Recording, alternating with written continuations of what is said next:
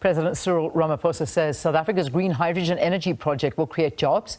It'll attract investment and bring development to rural provinces, as well as support a just transition to clear energy or cleaner energy. Ramaphosa said this during his opening address at the two-day inaugural Green Hydrogen Summit in Cape Town. For more on this, let's cross over to SK. She's in Cape Town. Sakina, good morning to you. Talk to us about what to expect today. And of course, yesterday, lots of things said.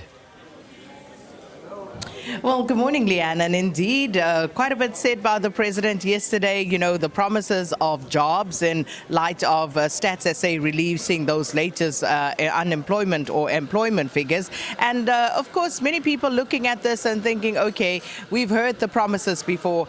We've seen this particular script before. But how are things going to be different? And as I was saying yesterday, you know, it's going to be up to us as a country to really get it right, because there's a serious opportunity here for the country to benefit wholesale if we get it right. So how that's going to happen remains to be seen. But of course, the delegates will be again today in session here, the doors behind me. That's where they will be deliberating on many of the aspects around green hydrogen production and, of course, how we move into the future. So I also promised you yesterday that we would be trying to find a scientist or find someone who can actually explain to us. Well, I tell you what, we went one better. We didn't just find someone to explain, we also found a model for you. So we're going to show you exactly what is meant and how the process actually works to actually arrive at green hydrogen. And I'm joined now by Jerry Masters, and he's from SASL,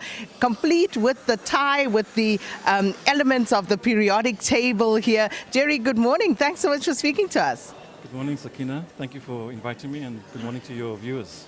So I must say, Jerry, this is what excites me, because it's one thing to speak about things and it's all very abstract, but actually seeing what we mean by this process and how we actually extract this green hydrogen is what it's about, to bring it home for a lot of us. Okay. So if you could just perhaps speak to us about this particular process, but maybe before we even get to that, SASL's involvement and you know what it is that you guys are doing that have put you at the cut and thrust, the forefront of what is happening in this space. Yeah.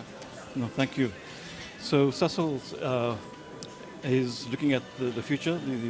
The new slogan is innovating for a better world. And this better world is about the future, and green hydrogen is the future. And that's where SASL is aligned to government's proposals as well. So we have projects or studies that are starting, but let me show you more on Please. What this means. So green hydrogen needs renewable energy as a source of energy. In this case, we have a solar panel that powers an electrolyzer. So at school, we learn about electrolysis, so two electrodes, a cathode and an anode. And this is the same technology that's around for 150 years already. So what we do is the power from the solar panel enables the electrolyzer to split water into its components, hydrogen and oxygen. And as you can see on this side, hydrogen gas is being formed, and on this side we have oxygen gas. And that is, in a nutshell, what green hydrogen production is all about.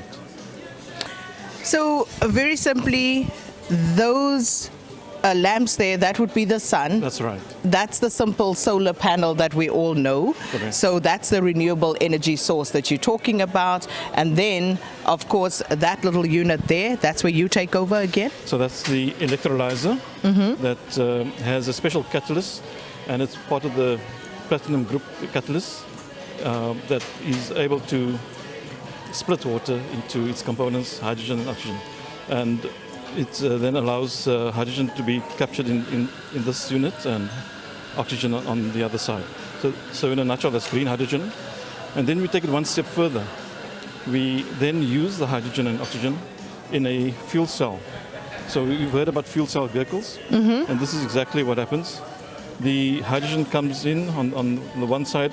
There's another catalyst in this membrane assembly, which is a platinum-based catalyst, and that then splits hydrogen into ions, which gives off electrons and powers the fan. So that is the demonstration of fuel cell technology. Sorry. Oh, wow. And that, of course, is what powers what we see here in terms of these little fans that are right. turning. So it actually seems as simple as all of that. But of course, getting there, I would imagine, was quite a process. That's right. So in terms of manufacturing this membrane assembly, we need to use iridium oxide, which is locally found, and the opportunity for South Africa is to beneficiate those metals. So as you mentioned about the jobs, we as SASOL want to be part of that, and we support the just transition that was mentioned. And if we look across the full value chain, is an opportunity for people to find their space and play a role. So these units are going to be made for schools and to inspire young people. We need them to come in and do research and to lower the cost of this production. So Jerry, that explains it very neatly. But what do we have? This is exactly the same thing on this side. That's right. But this is more what it would look like in real industrial setups, I would imagine. Well, going from this smaller scale to a larger scale and to even bigger pilot plants, that's the idea. But that's a prototype that was made by UWC, and these were manufactured by the students, and UWC was kind to borrow this to us, and I want to thank Mr. Rida Manuel and his promoters, Professor Bradergroen and Professor Linkoff, for sharing that with us. So that is the power source? Yes, so this one, we've put a power source because of for now the solar panel is not working, but in fact that's just showing what the... So I get it. So this is the solar panel. This is that on this model. That's right. All right. So that's not working at the moment. So that's why we replaced it with that. But all things being equal, this would be the power source. This is the electrolyzer. That's right. This is that split. That's hydrogen. Hydrogen, oxygen. This is the fuel cell. That's right. See, I'm a fast learner. So, and this is essentially what everything around the summit is about, this cleaner energy that we are able to produce. That's right. Ah. This is just a demonstration for all of us to visually see what's happening and to make sense of green hydrogen. Oh, that's perfect. I get it now. I can go and teach this. At least I think so. But thank you so much, Jerry. I mean, fabulous teacher there, teacher Jerry. Sakina now understands that I can go and teach it to 5-year-olds exactly how we arrive at green hydrogen and, of course, ultimately at this fuel cell technology. And where are we using this at the moment, this fuel cell technology? So companies such as Toyota and others are advancing this technology. We already have them used in large trucks. So it's part of that nascent industry. And this is why I mentioned people can find a space where they can play a role. Yeah, absolutely. So this is what cleaner, greener energy is about. As you can see, there's no carbon emission here, none of it, because starting from the power source there at solar, but of course, I suppose further down the line there, we would have some fossil fuel usage. No fossil fuel. Nothing. No.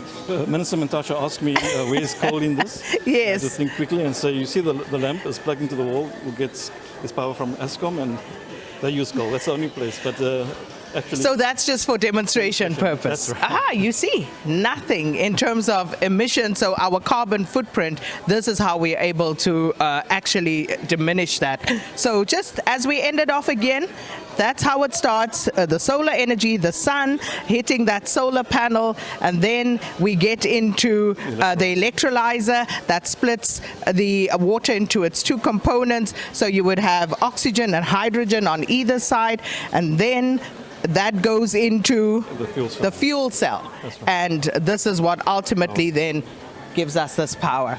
Leanne, how's that?